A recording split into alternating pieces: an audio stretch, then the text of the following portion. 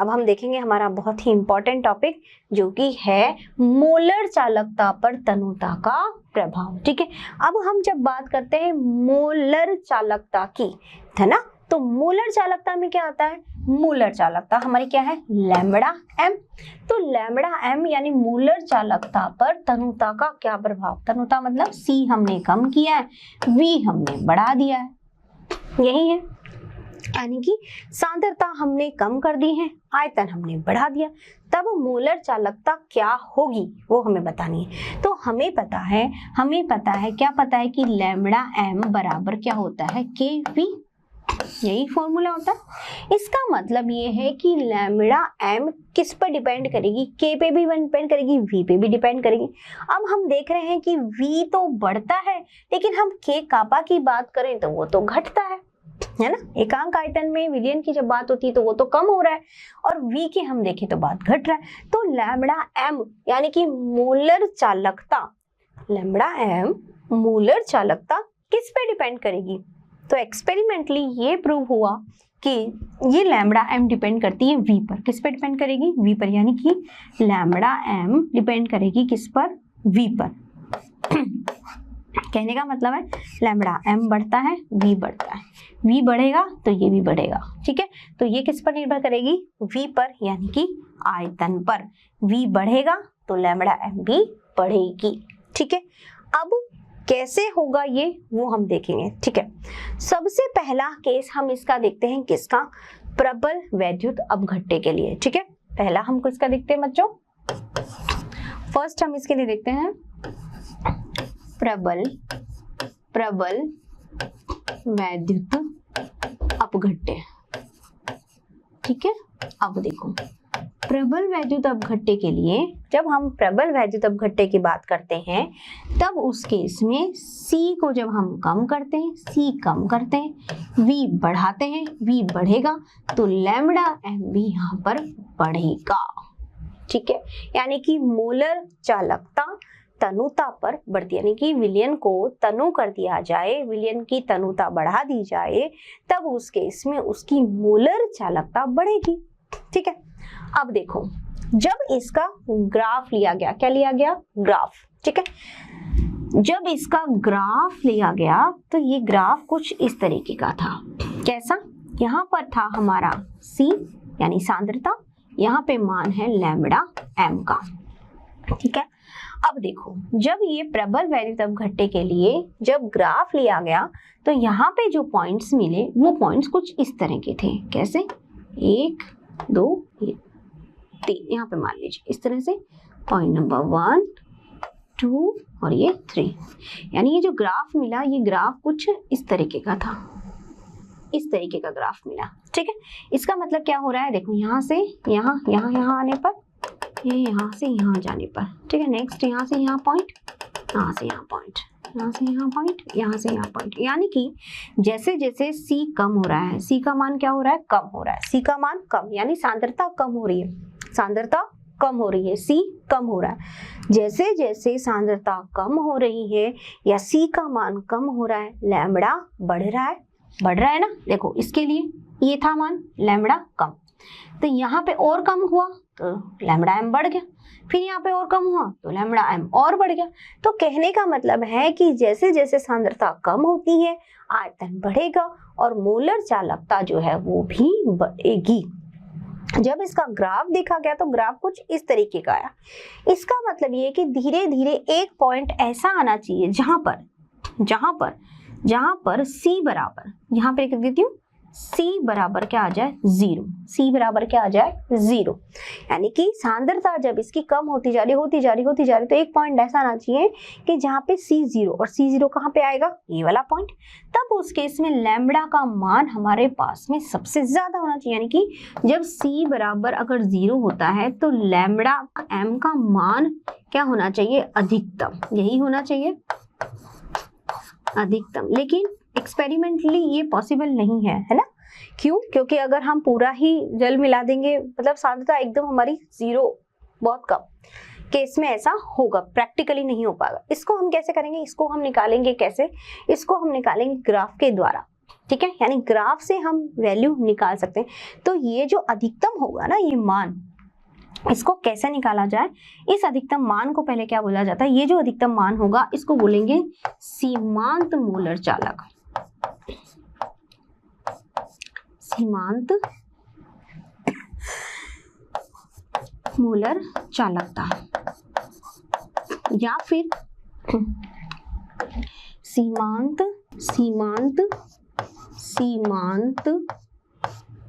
Müller चालकता, ठीक है। या फिर क्या कह सकते हैं इसको कहते हैं अनंत मूलर चालकता, ठीक है बच्चों। सीमांत मूलर चालकता या अनंत, या फिर कहेंगे अनंत मूलर चालकता, ठीक है। तो यहाँ पे हमें देखा कि C बराबर अगर 0 हो, यानी कंसंट्रेशन सांद्रता 0 करती जाए, तो इसका मतलब वहां पे लैम्बडा m का मान जो है वो सबसे ज्यादा आना चाहिए उस पॉइंट पर। तो जब सबसे ज्यादा आएगा उस पॉइंट को कहा जाता है सीमांत मूलर चालकता। अब इसको किससे डिफाइन करेंगे? ऐसे, इस तरह से, इनफाइनाइट, लैम्बडा m इनफाइनाइट। तो अब इसको बोला जाएगा सीमांत मूलर चालकता या अनंत मूलर चालकता। कब है? जब C का मान क्या है? 0। C का मान क्या है? 0। तो C का मान 0 होने पर लैम्बडा m का, भाई सीधी सी बात है ना, हम कंसंट्रेशन कम करते जा रहे हैं, तो जितनी कम कर रहे हैं लैम्बडा m का मान बढ़ रहा है। तो एक पॉइंट ऐसा आना चाहिए जहां C का मान बिल्कुल 0 हो जाए, तो मतलब लैम्बडा m का मान बहुत ज्यादा आएगा उस केस में, है ना। तो उसको बोला जाएगा सीमांत मूलर चालकता या फिर अनंत मूलर चालकता। ऐसा पॉसिबल है? प्रैक्टिकली तो नहीं है। तो अब क्या किया गया, इसके ग्राफ में ही क्या किया जाए, अगर इस ग्राफ का बहिर्लेखन किया जाए। क्या किया जाए? बहिर्लेखन का मतलब है इस ग्राफ को पीछे की तरफ प्लॉट किया जाए, इस तरह से, यानी ये जो ग्राफ है इसको पीछे की तरफ ऐसे ऐसे प्लॉट कर दिया। तब उस केस में जब पीछे की तरफ प्लॉट किया, तब यहाँ पर ये जो बिंदु आया, ये था हमारा लैम्बडा m इनफाइनाइट। समझ में आ गया? तो यह इस तरह से प्रबल वैद्युत अपघट्य के लिए लैम्बडा m का मान बढ़ता है, और एक पॉइंट ऐसा आता है जहां पर ये मान बहुत ज्यादा एक्सट्रीमली हाई होगा। कब? जब कंसंट्रेशन हो जाएगी 0, तो उसे कहेंगे सीमांत मूलर चालकता, और इसको हम प्रबल वैद्युत अपघट्य के लिए इस ग्राफ के द्वारा कैलकुलेट कर सकते हैं, ठीक है। तो ये बात हुई हमारी किसकी बच्चों? ये हुई हमारी प्रबल वैद्युत अपघट्य की बात, ठीक है। चलिए अब हम पढ़ते हैं किसके लिए? अब हम पढ़ेंगे दुर्बल वैद्युत अपघट्य के। यहाँ तक आपको समझ में आ गया? एक बार फिर से आप समझ लें, यहाँ मैंने क्या बताया? मैंने बताया आपको मूलर चालकता के बारे में। मूलर चालकता का फॉर्मूला क्या होगा, यानी कि मूलर चालकता हमें पता है क्या होता है, KV, है ना। तो हमें मालूम है कि C का मान, सांद्रता का मान कम कर रहे हैं, तनुता बढ़ा रहे हैं, तो V का मान बढ़ेगा। अब हम देख रहे हैं कि मोलर चालकता किस पर निर्भर करेगी? मोलर चालकता निर्भर करेगी V पर। एक्सपेरिमेंटली करिए, प्रूव हुआ कि मोलर चालकता V पर डिपेंड करेगी, आयतन पर। आयतन बढ़ेगा तो मोलर चालकता भी बढ़ेगा। तो प्रबल वैद्युत अपघट्य के लिए जब इसका ग्राफ निकाला गया, तो हमने देखा कि जैसे जैसे सांद्रता कम हो रही है, लैम्बडा m का मान बढ़ रहा है। एक पॉइंट ऐसा आएगा जहां पर की कंसंट्रेशन बिल्कुल 0 हो जाएगी, तब उस केस में लैम्बडा m का मान सबसे अधिकतम होगा, और उस पॉइंट को बोला गया सीमांत मूलर चालकता या अनंत मूलर चालकता। तो प्रैक्टिकली इसको नहीं निकाला जा सकता, इसको निकाला जाता है ग्राफ के थ्रू। ग्राफ कैसा निकाला? ग्राफ ऐसे निकाला, इसका ग्राफ का पीछे प्लॉट किया, यानी कि ये क्या किया है? बहिर्लेखन। क्या किया है? बहिर्लेखन, यानी पीछे की तरफ ग्राफ को प्लॉट किया है, यानी आगे बढ़ाया, दैट इज ग्राफ के बाहर चला गया लाइन, ठीक है। तो यह बहिर्लेखन करने पर हमें लैम्बडा m यानी इनफाइनाइट मूलर चालकता, इनफाइनाइट या फिर कह सकते हैं अधिकतम मूलर चालकता या सीमांत मूलर चालकता या अनंत मूलर चालकता का मान जो है वो मिल जाएगा। किसके लिए? प्रबल वैद्युत अपघट्य के लिए, ठीक है। चलिए अब हम बात करते हैं किसकी? अब हम बात करते हैं हमारे दुर्बल वैद्युत अपघट्य के लिए, ठीक है। देखो, जब दुर्बल वैद्युत अपघट्य की बात आई, किसकी बात आई? दुर्बल वैद्युत अपघट्य। दुर्बल वैद्युत अपघट्य अभी मैंने आपको बताया क्या होता है, पहले बताया था। वे दुर्बल वैद्युत अपघट्य जिसका वियोजन 100% नहीं होता, ठीक है। अब देखो, दुर्बल वैद्युत अपघट्य की जगह जब जब हम सांद्रता कम करते हैं आयतन बढ़ता है, तो सीधी सी बात है इसके लिए भी m का मान यानी मोलर चालकता का मान बढ़ेगा। ठीक है, क्यों बढ़ेगा? क्योंकि ये किस पे निर्भर करता है? अभी मैंने बताया लैम्बडा m किस पे निर्भर करेगा? v पर, यानी कि v बढ़ेगी तो लैम्बडा m भी बढ़ेगा। ठीक है, अब यहाँ पे जब दुर्बल वैद्युत अपघट्य के लिए ग्राफ निकाला गया, किसके लिए? दुर्बल वैद्युत अपघट्य के लिए जब ग्राफ बनाया, कैसा ग्राफ? वही जो हम पढ़ रहे थे, ये हमने ग्राफ इसके लिए निकाला। ठीक है, ये है √c सांद्रता, यहाँ पर क्या है? ये है लैम्बडा m। ठीक है, तो अब जब यहाँ पे हमने ग्राफ लिया तो हमें जो पॉइंट्स मिले वो कुछ इस तरह के थे। कैसे? यानी कि यहाँ पर जो ग्राफ मिला बच्चों वो इस तरह के था, कुछ ऐसे यूं। अब इस तरह के ग्राफ के लिए, यानी कि इस तरह के जो पॉइंट्स हमको मिले इस ग्राफ में, तो इस ग्राफ के लिए यहाँ पे एक पॉइंट यहाँ मान लीजिए ये यहाँ कट कर रहा है, ठीक है, दूसरा यहाँ पे कट कर रहा है इस तरह से। ठीक है, तो यहाँ पे जब C कम कर रहे हैं, C कम हो रहा है, लेकिन C कम होने के साथ साथ लैम्बडा m का मान बढ़ रहा है, लेकिन अब इस ग्राफ के लिए क्या हम लैम्बडा इनफाइनाइट m, यानी कि क्या हम किसका मान निकाल सकते हैं? किसका मान है ये? सीमांत मोलर चालकता, सीमांत मोलर चालकता का मान जो है वो ज्ञात कर सकते हैं क्या? देखिए नहीं कर सकते। क्यों नहीं कर सकते? क्योंकि इसका बहिर्लेखन तो पॉसिबल ही नहीं है ना भाई, प्रैक्टिकली तो था ही नहीं, हम तो ग्राफ के थ्रू ही तो निकाल रहे हैं। किसका मान निकाल रहे हैं? हम निकाल रहे हैं सीमांत मोलर चालकता या अनंत मोलर चालकता का मान हम निकाल रहे हैं। किसके द्वारा निकाल रहे हैं? ग्राफ के द्वारा। हमें पता है कि C कम हो रही है, सांद्रता कम हो रही है, लेकिन आयतन बढ़ रहा है ना, और लैम्बडा m का मान जो है वो भी बढ़ रहा है, क्योंकि ये डिपेंड करता है v पर। v बढ़ेगा तो मोलर चालकता भी बढ़ेगी। ठीक है, ये हम पढ़ रहे थे। हमने जब दुर्बल वैद्युत अपघट्य पदार्थ के लिए जब ये ग्राफ बनाया तब हमने देखा तो ये ग्राफ हमें कुछ इस तरह का मिल रहा है। वो ग्राफ हमारा KCl का है, ये ग्राफ मान लीजिए CH3COOH के लिए है। ठीक है, जब ये ग्राफ हमने देखा तो हमने देखा कि यहाँ पे हम इसका बहिर्लेखन नहीं कर सकते, किसी भी तरह से स्केल रखो इसका बहिर्लेखन पॉसिबल नहीं है। इसका मतलब हम यहाँ पर C बराबर 0, ये था C बराबर 0 के लिए यहाँ पर लैम्बडा मैक्स का मान यानी कि सीमांत मोलर चालकता का मान कैलकुलेट नहीं कर सकते, गणना नहीं कर सकते। तो अब इसकी गणना इसके लिए कैसे करेंगे? है ना प्रश्न। चलिए इसको भी सॉल्व करते हैं कैसे, पर पहले ये समझ लेते हैं कि दुर्बल वैद्युत अपघट्य और प्रबल वैद्युत अपघट्य दोनों के लिए ही मोलर चालकता का मान बढ़ रहा है जब हम सांद्रता कम कर रहे हैं, यानी कि विलयन में तनुता बढ़ाने पर मोलर चालकता का मान बढ़ रहा है दोनों के लिए। लेकिन कंपैरेटिवली किसके लिए अधिक तेजी से बढ़ेगा? दुर्बल वैद्युत अपघट्य के लिए। यही चीज हमने पहले भी देखी है ना, तो दुर्बल वैद्युत अपघट्य के लिए इसका मान तेजी से बढ़ेगा। ठीक है बच्चों, चलिए इसको इस तरह से। अब बात आती ये है कि इस दुर्बल वैद्युत अपघट्य के लिए इस सीमांत मोलर चालकता यानी कि लैम्बडा इनफाइनाइट m का मान जो है कैसे निकाला जाए।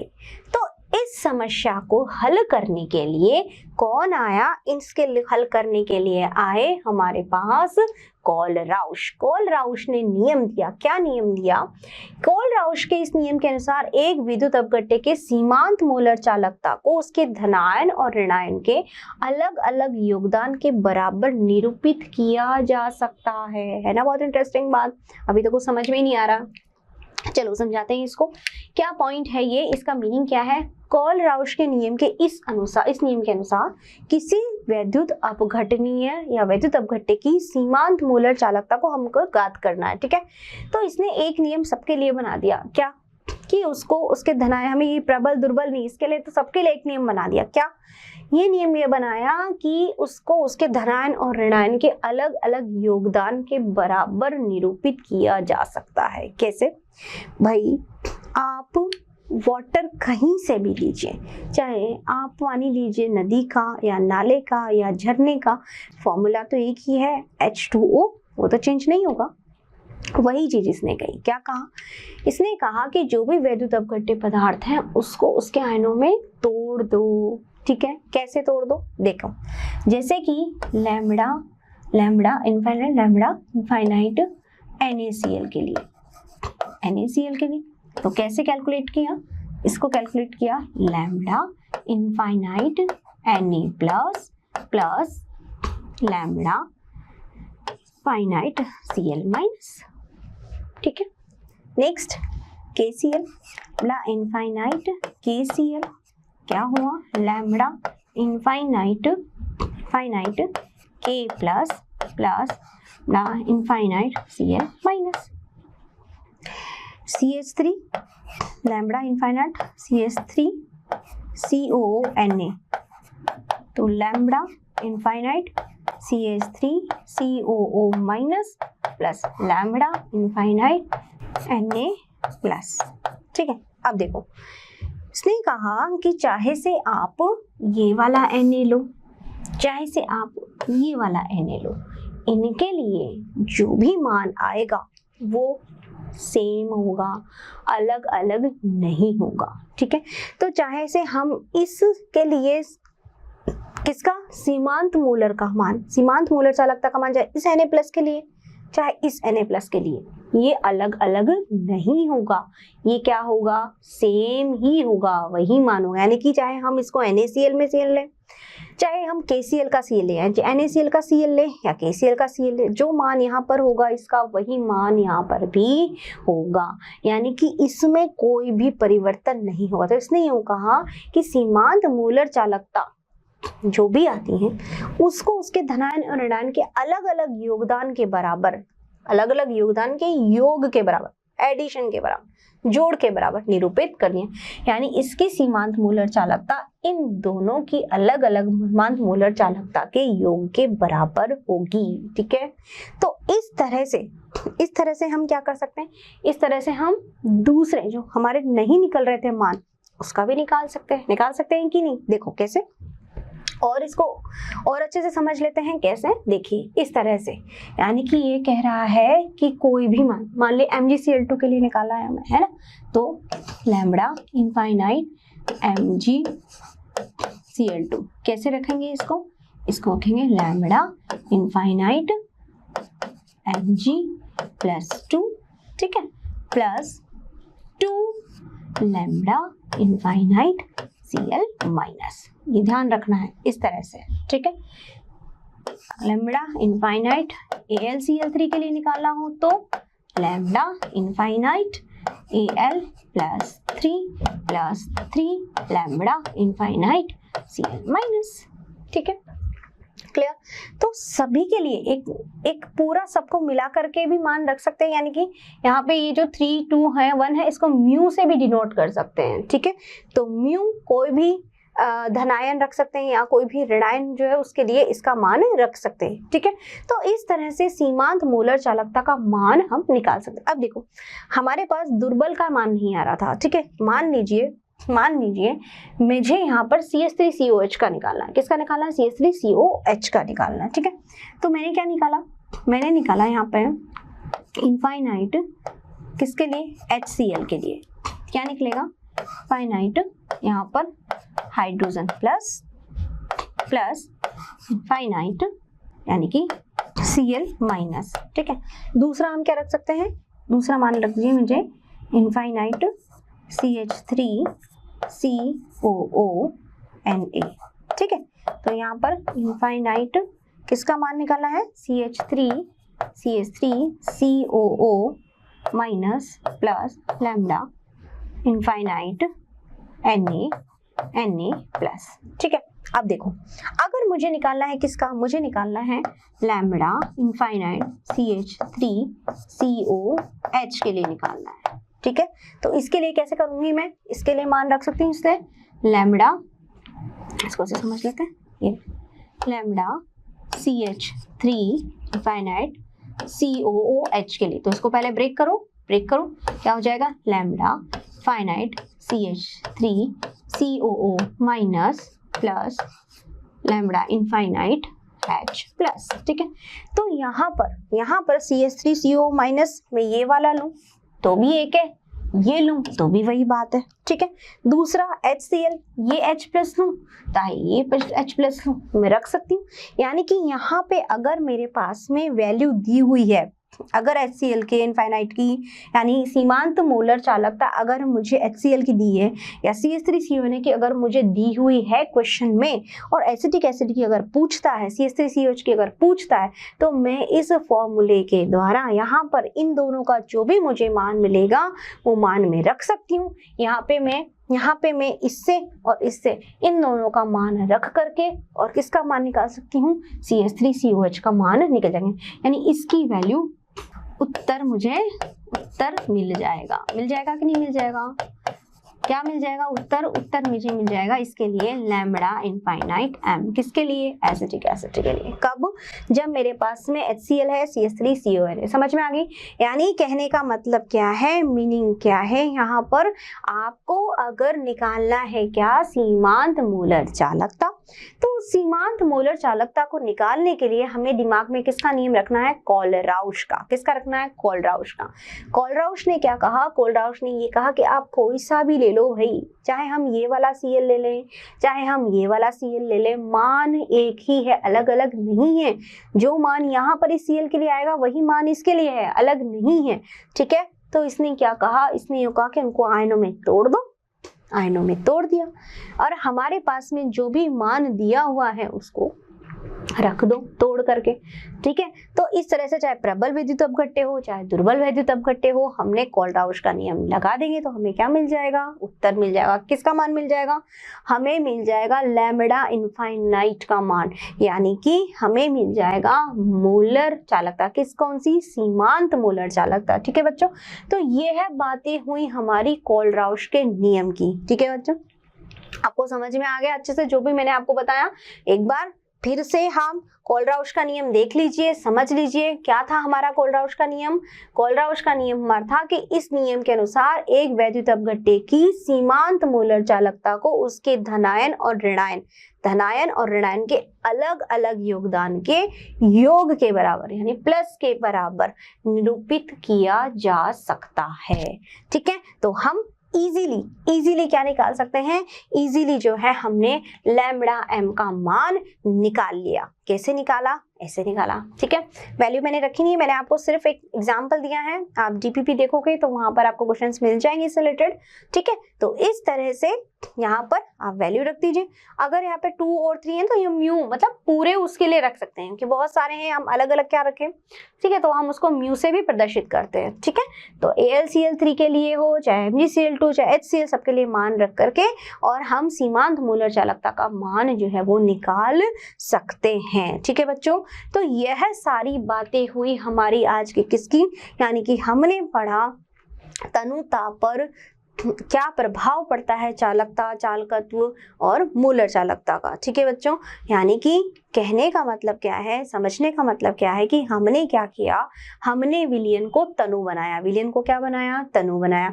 विलयन को तनु कैसे बनाया? हमने उसमें जल मिला दिया। जितना ज्यादा जल मिलाते जाएंगे विलयन तनु होगा, और विलयन तनु हो गया तो इसका मतलब उसकी सांद्रता क्या हो गई? कम हो गई, कंसंट्रेशन कम हो गई। जब सांद्रता कम हो गई है तो आयतन क्या होगा? बढ़ जाएगा। भाई जल मिला रहे हो तो आयतन बढ़ेगा ना, सीधी सी बात है। तब हमने देखा वहां पर कि हमारे जो अलग अलग पदार्थ जो भी हम विद्युत अपघटनी विलयन बना रहे हैं वो सारे एक जैसे तो नहीं है ना, सबका अलग अलग नेचर है। जैसे हम लोगों का सबका अलग अलग नेचर होता है, ठीक उसी तरह से तो सबका अलग अलग नेचर है। कोई जो है वो प्रबल वैद्युत अपघट्य, कोई दुर्बल। प्रबल जो है वो 100% वियोजित होता है ना, आयनों में टूट जाता है। लेकिन दुर्बल जो होता है कुछ होता है कुछ रहता है। तब उस केस में हमने देखा कि चालकता कैसे बढ़ रही है या कम हो रही है जब हम उसको तनु कर रहे हैं, तो यानी हम उसमें और पानी मिला रहे हैं तो चालकता बढ़ेगी या घटेगी, यही तो हमने देखा। ठीक है, तो हमने देखा कि मोलर चालकता तो बढ़ेगी दोनों केसों में, चालकत्व का मान भी बढ़ेगा, लेकिन चालकता जो है वो प्रति एकांक विलयन यानी प्रति एकांक आयतन में अगर हम बात करते हैं तब उस केस में चालकता क्या हो रही थी बच्चों? कम हो रही थी। यही हमने देखा। ठीक है, तो ये जो हमने देखा प्रबल वैद्युत अपघट्य के लिए मोलर चालकता का मान जब हमने निकाला तो वहां हमारे पास में एक नई चीज निकल के आई, वो थी सीमांत मोलर चालकता या अनंत मोलर चालकता। अब उसका मान कैसे निकालें, उसके लिए हमने किसकी मदद ली, कोलराउश की ली। ठीक है, तो ये सारी बातें थी हमारे आज के चालकत्व या चालकता के बारे में। ठीक है, अच्छा एक चीज और, यही बात अगर हम बात करें ना तुल्यांकी चालकता के लिए, तो वहां भी वही होगी जो मोलर चालकता के लिए हमने पढ़ा। जिस तरह से वहां पे भी क्या होगा, किस पे डिपेंड कर देता है, आयतन पे डिपेंड करेगा। ठीक है, चलिए, तो यह सारी बातें हुई हमारी आज की किसकी, ये बातें हुई हमारी चालकता की, चालकत्व की, यानी तनुता करने पर या सांद्रता कम करने पर। तो बुक्स में लिखा हुआ सांद्रता कम करने पर क्या परिवर्तन होता है, हमने इसको शॉर्ट में लिख दिया कि तनुता का प्रभाव या सांद्रता कम करने में, दोनों एक ही बात है, कंफ्यूज मत होइएगा इसमें। ठीक है बच्चों, तो अच्छे से इसको पढ़ना समझना, और प्रॉब्लम है कुछ भी आप इसके रिलेटेड कोई भी मटेरियल देख सकते हो, कब, जब आप डाउनलोड करेंगे मोशन लर्निंग ऐप। ठीक है, तो आपको इससे रिलेटेड सारी चीजें मिल जाएगी। ठीक है बच्चों, तो आज के लिए इतना ही। मैं आशा करती हूँ आपको बहुत अच्छे से समझ में आया होगा आज का लेक्चर। ठीक है बच्चों, तो धन्यवाद।